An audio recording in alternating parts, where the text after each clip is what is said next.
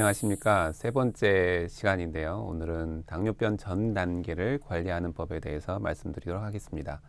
사실은 당뇨병보다도 어떻게 생각하면 더 중요한 시기라고 할 수 있는데, 먼저 당뇨병 전 단계란 어떤 것인지에 대해서 말씀을 드리면, 저희가 당뇨병과 정상 사이에 중간 단계를 지금 진단할 때 두고 있습니다.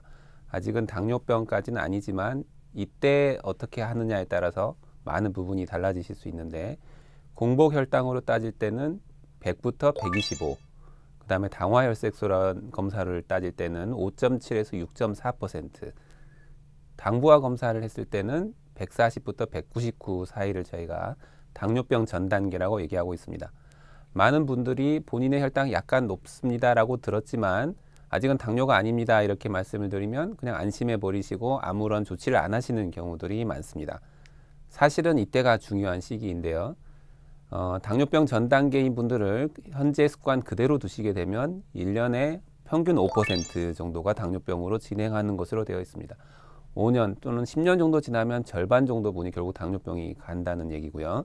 두 번째는 당뇨병에서 늘어나는 심혈관 합병증이 당뇨병 전 단계일 때부터 이미 빈도가 증가합니다. 그래서 중풍이라든지 심근경색이라든지 이런 병이 합병증이 굉장히 잘 오기 때문에 똑같이 당뇨병과 마찬가지로 당뇨병 전 단계이신 분들도 저희가 관리를 하고 생활습관 개선을 해야 된다고 생각합니다. 그렇게 해야 되는 또 가장 큰 이유는 당뇨병 전 단계에서 정상으로 되돌릴 수 있는 시기이기 때문에 그렇습니다.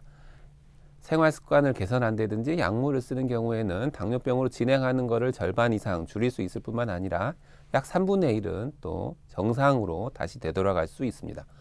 결국은 이 시기에 어떻게 하느냐가 이제 중요한 가장 시기가 되겠죠. 국내에서 당뇨병 전 단계인 분들은 당뇨병 환자보다도 한 2배 정도 많은 것으로 되어 있습니다. 그래서 특히 남자분들이 높아서 약 24% 정도 분들이 전 단계고요. 여자분들은 한 15% 분들이 당뇨병 전 단계로 되어 있습니다. 그래서 국내에서는 전체 성인의 한 30%가 당뇨병이거나 아니면 당뇨병 전 단계라고 저희가 생각하고 있고요. 결국 20% 한 5명 중에 한 분 정도는 당뇨병 전 단계로 지금 진단되고 있기 때문에 그 시기에 어떻게 하실 건지가 결국은 앞으로 당뇨병이 되시거나 아니면 당뇨병의 합병증에 의한 심근경색, 중풍 등의 빈도를 줄일 수 있는 시기가 되겠다고 할 수 있겠습니다. 기존 연구들이 이미 그런 분들을 대상으로 했던 기존 연구들이 있는데요. 중국의 다칭시에서 했던 연구는 당뇨병 전 단계이신 분들을 가만히 두는 특별한 조치를 안 한 대중군에 비해서 식사를 조절한다거나 운동을 한다거나 또는 식사 조절과 운동을 같이 한 경우에는 약 절반 정도 당뇨병으로 진행하는 것을 막을 수 있었고요. 마찬가지로 핀란드에서 시행했던 연구에서도 당뇨병 환자를 그대로 당뇨병 전 단계이신 분들을 그대로 두는 경우에는 한 6년 정도 지나면 약 50% 분들이 당뇨병이 생겼지만 이런 생활 습관을 개선하는 경우에는 절반 정도에서만 당뇨병으로 진행하는 것을 보여주고 있습니다. 결국은 이 시기에 본인의 관리를 어떻게 하느냐가 당뇨병을 진행하는 걸, 당뇨병으로 진행하는 걸 막을 수 있다는 뜻이겠죠. 그래서 대부분의 프로그램들이 동일한데요. 뚱뚱하신 분들은 체중을 먼저 감량하시는 게 가장 중요합니다.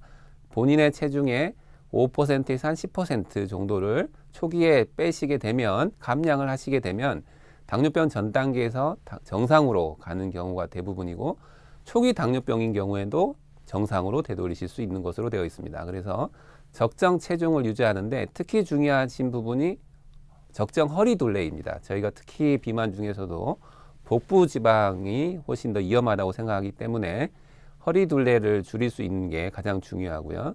이렇게 체중을 조절하는 데는 식습관을 바꾸시는 게 가장 중요하다고 하겠습니다. 식습관과 운동이겠죠. 특히 식습관에서는 채소를 섭취를 많이 늘리셔야 되고요. 비만하신 분들이 지방 섭취가 많기 때문에 콜레스테롤이 높거나 지방 섭취가 많기 때문에 지방을 줄이시고, 특히 혈압이 높으신 분들은 저염을 하시는 게 중요하겠습니다. 다음으로는 규칙적인 운동, 앞에서도 말씀드렸지만 일주일에 3회 이상은 꼭 운동을 하시고, 좀 중등도 이상인 운동의 경우에는 주당 150분, 좀 더 강한 운동인 경우에는 1시간 15분, 한 75분 정도까지는 일주일에 하셔야지 운동 효과를 보실 수 있습니다. 그래서 운동의 빈도는 최소한 일주일에 3번 이상, 조금 비만하신 분에는 저희가 하루에 한 번씩 주당 6회 이상 정도를 운동을 권하고 있고요. 운동 효과가 맥시멈 72시간밖에 안 되기 때문에 최소한 3일에 한 번, 적어도 격일 운동이 권장한다고 생각하시면 되겠고, 중등도 운동을 하실 때는 최소한 일주일에 3일만 하시면 1시간 정도는 하시고, 주당 5회 이상 하실 때는 30분 정도는 중등도 운동을 해주시고, 좀 빠르게 달리는 정도의 고강도 운동을 하실 때는 주당 75분 정도 운동도 충분하겠습니다. 물론 1번과 2번을 복합하셔서 운동을 하셔도 되고요.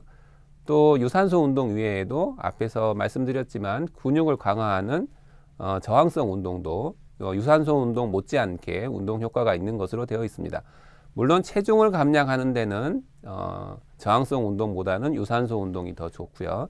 체중이 많이 나가시는 분들 아닌 경우에는 저항성 운동을 하셔서 근육량을 늘려주시면 일반적인 운동 효과가 훨씬 더 증가하는 것으로 되어 있습니다.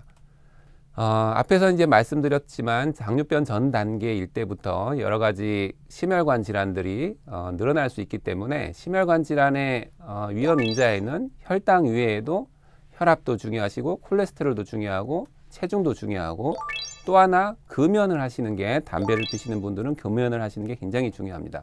그래서 운동을 하시면서 또는 식사 조절을 하시면서 본인의 데이터가 어떻게 바뀌는지에 대해서 모니터링 하시는 게 중요한데, 요즘에는 이제 IT가 발전했기 때문에 여러 가지 스마트폰이나 이런데 앱을 다운 받으셔서 본인의 데이터 값을 기록해 두시고, 그렇게 되면 본인이 어떻게 변하는지 목표가 보이기 때문에 훨씬 더 운동이나 이런 생활 습관을 바꾸는데 지속성을 유지하는 데 도움이 되는 것으로 되어 있습니다.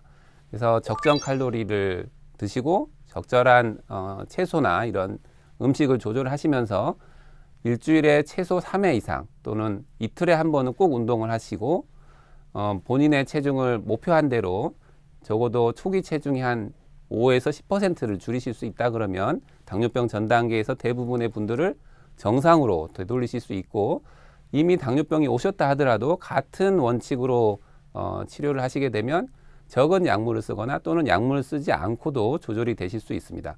그리고 심혈관 질환을, 결국은 당뇨병 때문에 사망하는 원인이 되는 심혈관 질환을 예방할 수 있기 때문에 이 4가지의 치료 방법이 가장 중요한 생활 습관을 개선하고 당뇨병으로 진행하거나 합병증이 생기는 것을 막을 수 있는 가장 대표적인 방법이라고 할 수 있겠습니다. 이상으로 강의를 마치고, 앞으로 당뇨병이 있거나 또는 전 단계이신 분들이 본인의 데이터를 관리하시고 생활 습관을 개선하실 수 있는 계기가 되셨으면 합니다. 감사합니다.